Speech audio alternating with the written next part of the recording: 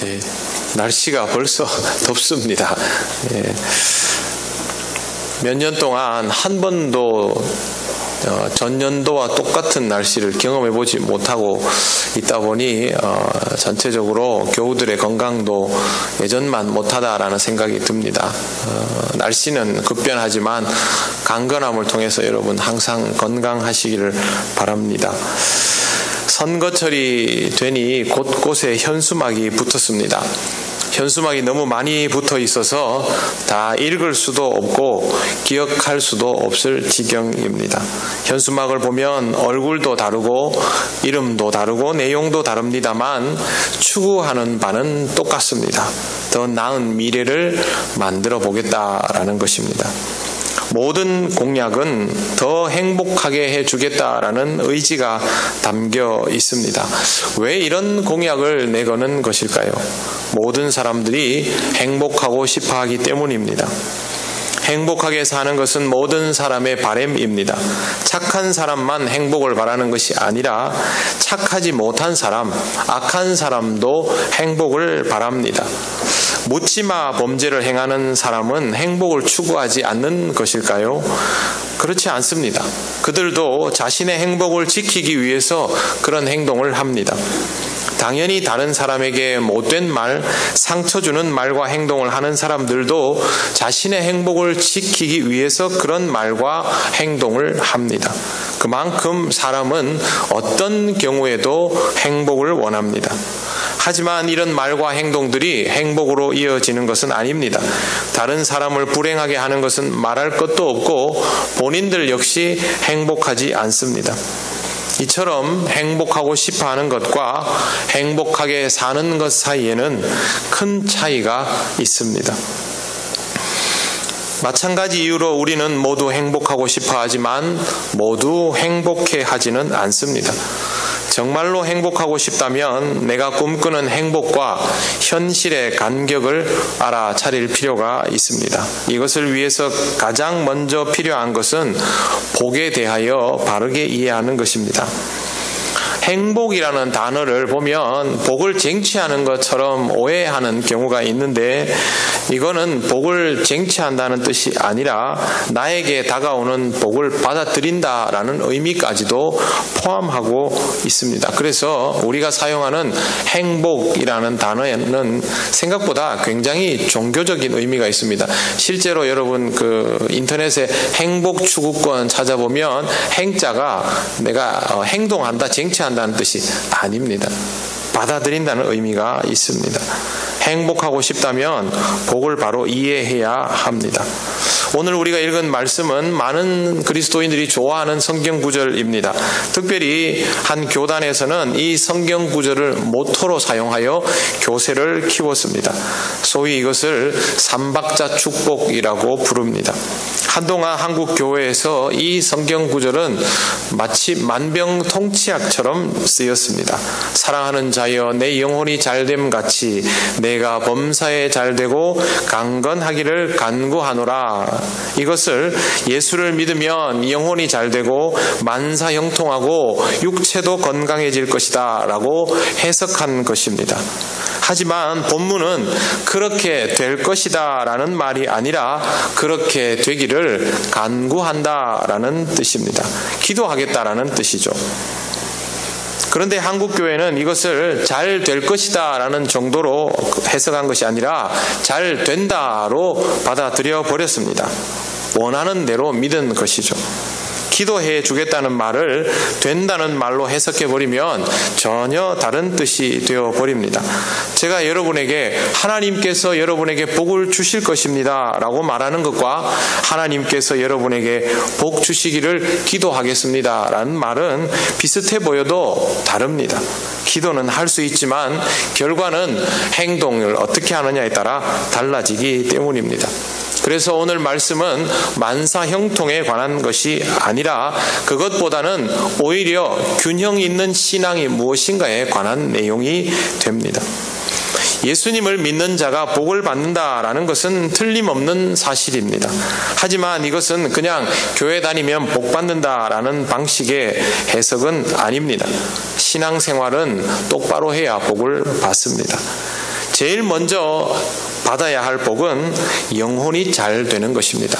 영혼이 잘 된다라는 말은 구원받은 사람이 되었다라는 뜻입니다. 이것이 우선되어야 합니다.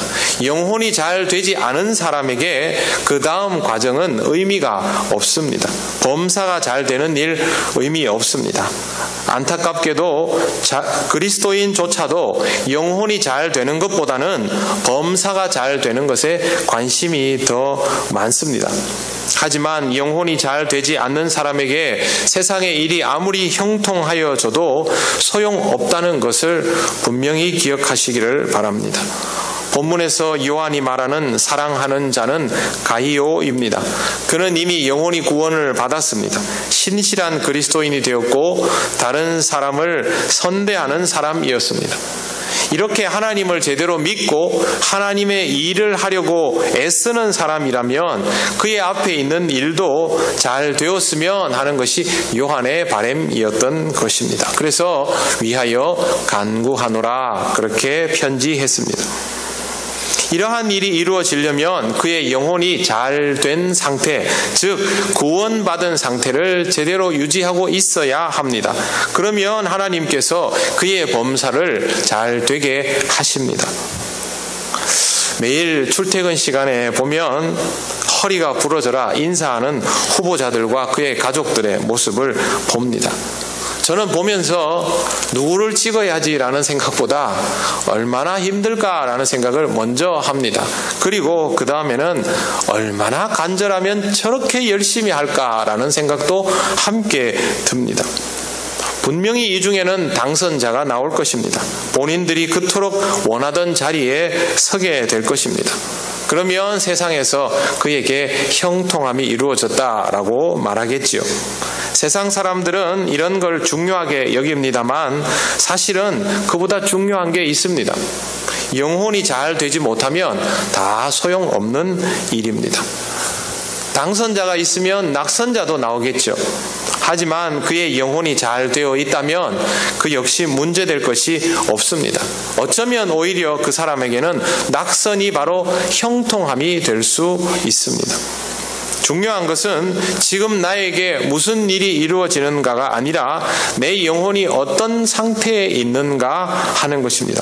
그래서 요한의 기도처럼 우리가 기도하고 바라는 일들이 이루어지려면 무엇보다도 영혼이 잘 되는 것이 우선되어야 합니다. 우리가 왜 그토록 전도해야 된다, 그런 말 왜 합니까? 우리 가족을 위해서 복음을 전해야 한다.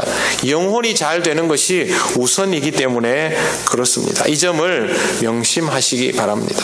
우리 주변에는 우리보다 잘나 보이는 사람들 참 많지요. 출세하고 성공한 사람들 많습니다. 여러분 그 사람들 보면 많이 부럽습니까? 그러면 아직 여러분은 여러분의 영혼이 잘 된 것에 만족하지 못하고 있는 상태입니다. 부자를 보면 부럽습니까? 그 사람의 인생은 형통하고 내 인생은 그렇지 못해 보입니까? 그렇다면 여러분의 영혼은 아직 잘 되어 있지 못한 상태입니다. 본인이 잘 알겠지요. 본인이 만족스럽지 못하니까 다른 사람을 보면서 그런 생각들이 먼저 드는 것입니다. 요셉이 감옥에 갇혀 있을 때 성경에 이렇게 되어 있습니다. 여호와께서 그를 범사에 형통하게 하셨다. 성경에 분명히 그렇게 되어 있습니다. 감옥에서 죄수로 있는 사람이 감옥에서 잔물을 보게 됐습니다. 이게 형통함입니까? 모함을 받아서 감옥에 들어갔으면 하나님께서 그를 꺼내주셔야 그게 형통함이죠. 우리는 이런 거를 형통함이라고 생각하지 않습니다. 하나님이 우리를 형통하게 하시려면 우리의 인생에 성공이 있어야죠. 세상 사람들이 보기에도 보란듯이 뭔가 있으면 그게 형통함이죠.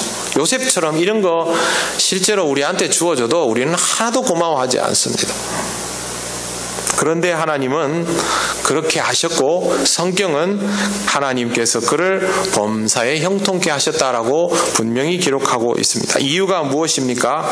이것이 바로 하나님께서 주시는 형통함이기 때문입니다. 형통함은 하나님과 동행하는 것, 그래서 어떤 상황에서도 영혼이 건강한 상태를 해치지 않도록 하는 데 도움을 주는 세상의 일들, 그것이 바로 형통함입니다.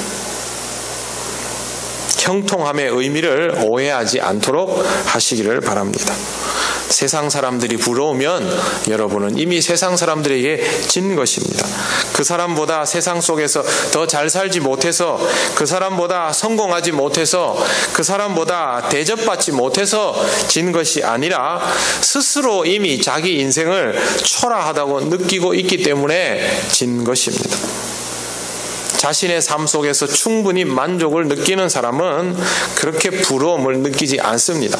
다른 사람을 질시의 눈으로 바라보지도 않습니다. 영혼이 잘된 사람의 특징이 바로 여기에 있습니다.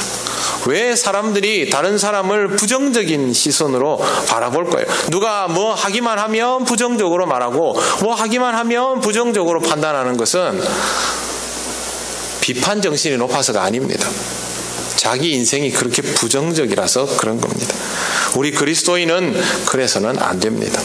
먼저 영혼이 잘 되는 사람, 구원의 은혜를 확실하게 누리는 사람이 되시기를 바랍니다. 그것이 바로 행복의 시작입니다. 사도 요한이 가이오가 범사에 잘 되기를 기도하는 것, 그가 육체적으로도 강건하기를 기도하는 것, 가이오의 형통함이 곧 하나님을 기쁘시게 하는 일이 될 수 있는 상태였기 때문임을 알 수가 있습니다. 가이오의 건강함이 하나님을 위한 일로 직결되기 때문입니다. 가이오는 자신이 가진 진리를 증거하는 사람이었습니다. 뿐만 아니라 진리 안에서 행동하는 사람이었다라고 성경은 전합니다. 요한도 이런 가이오의 소식을 듣고 매우 기뻐했습니다. 이런 상태라면 가이오는 뭘 하면 할수록 하나님 나라와 영광을 위하여 일하는 것이 분명하기 때문에 그는 형통할수록 좋은 것이고 건강할수록 좋은 것입니다. 여러분이 건강한 영혼을 가진 사람이라면 당연히 모든 일을 함에 있어서 하나님의 영광을 위하여 할 것입니다. 그러면 여러분이 형통할수록, 모든 일에 형통하고 건강할수록 하나님 나라에는 유익이 됩니다. 단순하게 설명을 드리면 신실한 사람이 부자가 되면 그 사람은 자신을 통하여 늘어난 물질이 하나님 나라와 영광을 위하여 쓰여지게 할 겁니다. 부자이면 부자일수록 그 물질은 하나님 나라를 확장하는 일에 쓰이고 이웃을 사랑하는 일에 쓰입니다. 여러분이 그런 마음이면 하나님은 여러분을 그런 쪽으로 형통하게 만들어줍니다. 물질만 그런 것이 아니죠. 다른 분야도 마찬가지입니다. 여러분이 가지고 있는 사회적인 역량, 여러분이 가지고 있는 지식, 여러분이 가지고 있는 아주 훌륭한 사회성, 굉장한 헌신력, 전부 똑같습니다. 건강한 영혼이면 하나님은 여러분을 형통하게 하십니다. 선교사들이 우리나라에 와서 교회와 학교와 병원을 세웠습니다. 이 세 곳이 제대로 삼박자가 갖추어진 곳은 지금도 분명한 신앙의 토대를 가지고 지역사회에서 아주 막강한 영향력을 끼치고 있습니다. 그런데 여러분, 선교사들이 학교와 병원은 도대체 무슨 돈으로 세웠을까요? 그들이 돈을 싸질머지고 오는 것은 아니지 않습니까? 우리나라가 그럴 만한 돈을 가지고 있는 것도 아니죠. 하나님이 주신 형통함을 그렇게 사용하는 사람들이 있었기 때문에 가능했던 일입니다. 실제로 선교사들이 우리나라에 와서 땅을 막 사들입니다. 우리가 보기에는 쓸모없어 보이는 땅들을 그들이 보기에는 장차 도시가 형성될 만한 그 지역마다 땅을 사들입니다. 그래서 여러분, 선교사들이 사놓은 부지들은요, 지금도 각 지역마다 금싸라기 땅입니다. 거기에서부터 교회가 시작되고, 거기에서부터 병원이 시작되고, 거기에서부터 학교가 시작됩니다. 그 돈을 다 독실한 크리스천 기업가들, 부유한 크리스천들이 선교비로 보내줘서 하는 것이죠. 지금 우리나라 선교사들이 오지에 가서 복음을 전합니다. 그들이 무슨 돈으로 하겠습니까? 선교사님들 이야기 들어보면요, 선교사님들이 해줄 수 있는 최선은 그 지역 사람들에게 농사 기술 가르쳐주고, 업 기술 가르쳐주고, 기초적인 거 가르쳐주고, 생활 습관 바꿔주고, 이게 최선입니다. 물질이 없으면 못하는 일이죠. 탈북자를 어떻게 돕습니까? 돈 없으면 못 돕습니다. 그 모든 일을 돕는 이들이 있습니다. 하나님께서 주시는 건강한 영혼, 그 영혼을 가지고 자신에게 이루어지는 번성함을 하나님 나라와 영광을 위해서 기꺼이 사용하는 사람들, 그들이 있기 때문에 이런 일들이 가능한 것입니다. 무슨 이익을 바라고 투자한 것 아닙니다. 그냥 내놓은 것이고 대부분은 그 결과가 어떤지도 알지 못합니다. 하지만 그런 사람들은 기꺼이 그렇게 합니다. 물질뿐만 아니라 그리스도인의 성공의 위력은 대단합니다. 여러분 잘 알고 있는 축구 선수들 예로 들면 차범근 감독 같은, 이영표 선수 같은 이런 사람들 대표적인 기독교 운동 선수이고, 우리나라 국가대표 선수 중에 크리스천이 절대적으로 많습니다. 그 힘든 훈련을 이기며 국익을 위해서 선양한다는 것이 쉬운 일은 아니겠죠. 그들의 성공에 신앙이 기반이 되었다라는 사실은 우리나라 사람들이 많이 알고 있습니다. 그들이 성공할수록 신앙의 위력도 함께 다른 사람들에게 파급되는 것이죠. 여러분이 이런 영혼의 상태라면 하나님이 형통하게 하실수록 하나님 나라의 유익이 될 것입니다. 하지만 안타깝게도 이렇게 하는 사람들이 그렇게 많지는 않습니다.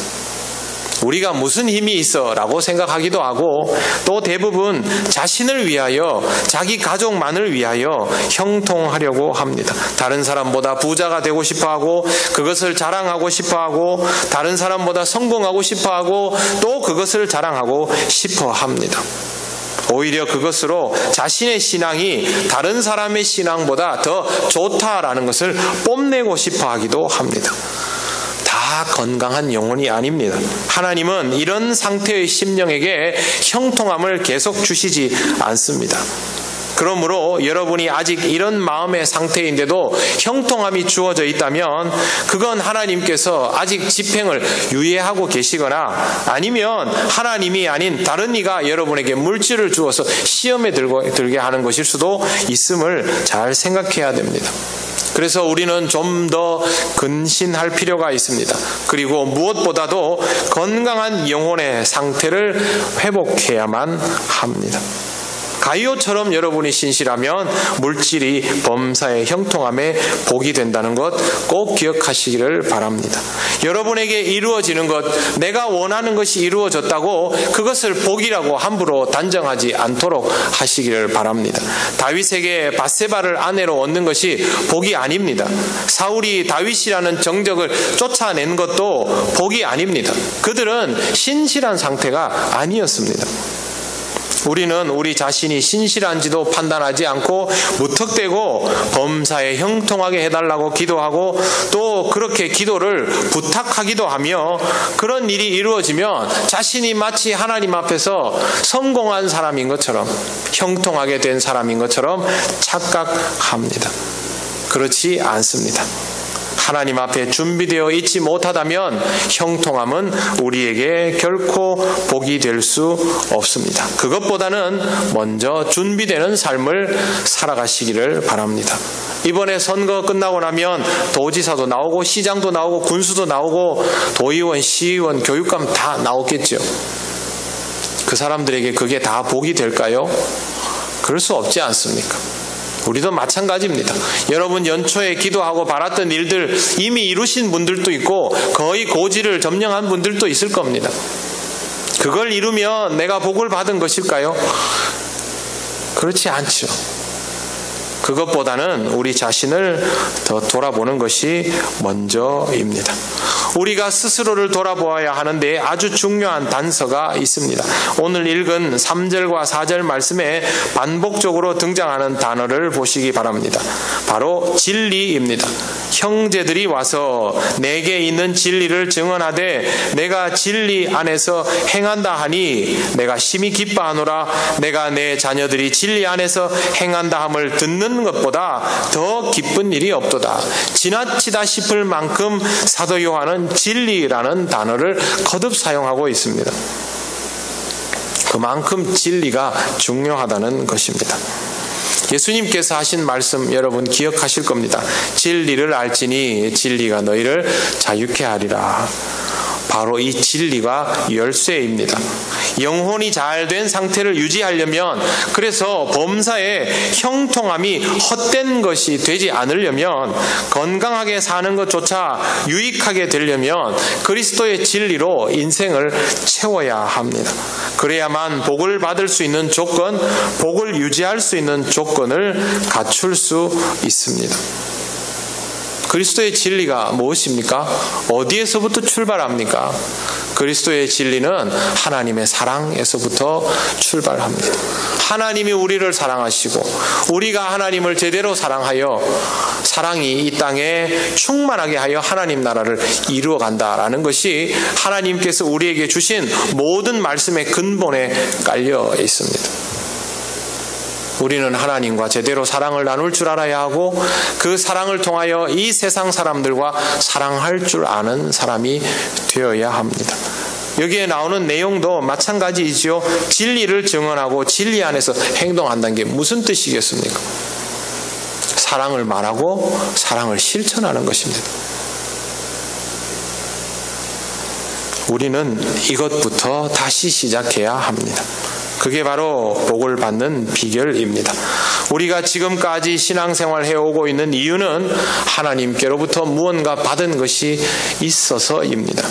그동안 받은 게 하나도 없었다면 여기 이렇게 남아있을 우리가 아닙니다.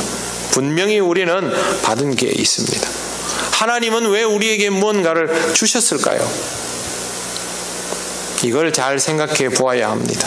하나님이 우리에게 무언가를 주시는 이유는 우리가 우리 자녀들에게 무언가를 주는 이유와 똑같습니다. 사랑하기 때문에. 그렇다면 그 사랑을 잃어버리지 않도록 하시기를 바랍니다.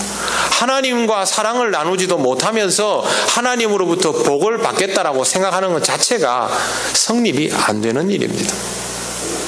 하나님은 알지도 못하면서, 하나님은 느끼지도 못하면서, 하나님이 무슨 생각을 하는지도 알지 못하면서 그 하나님으로부터 무언가를 받겠다라는 생각, 그것은 성립될 수 없습니다.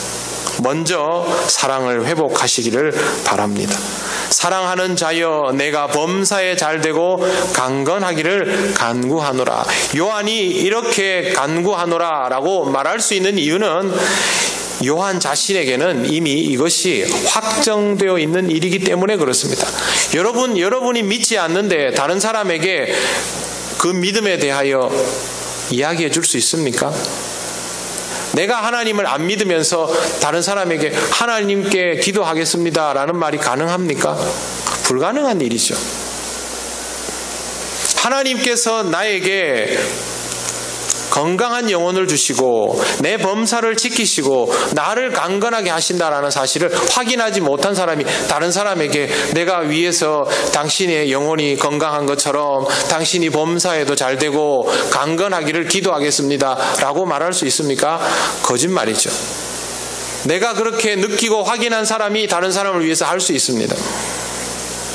그러므로 여러분 먼저 복된 자가 되시기를 바랍니다.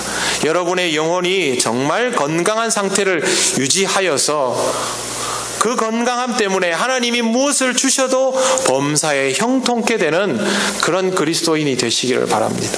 여러분이 건강하면 하나님 나라가 그만큼 더 잘 이루어지는 그런 역사를 경험하게 되시기를 바랍니다.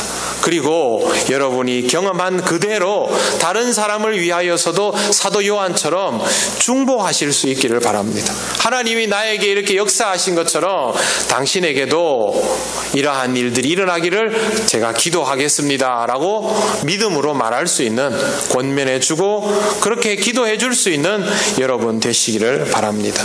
하나님이 주신 것들을 잘 간수하셔서 여러분의 것이 되게 하시고 여러분의 자녀와 자손들의 것이 되게 하실 뿐만 아니라 사도 요한처럼 다른 사람을 위하여도 이렇게 복된 간구를 할 수 있는 행복한 그리스도인으로 살아가시기를 바랍니다.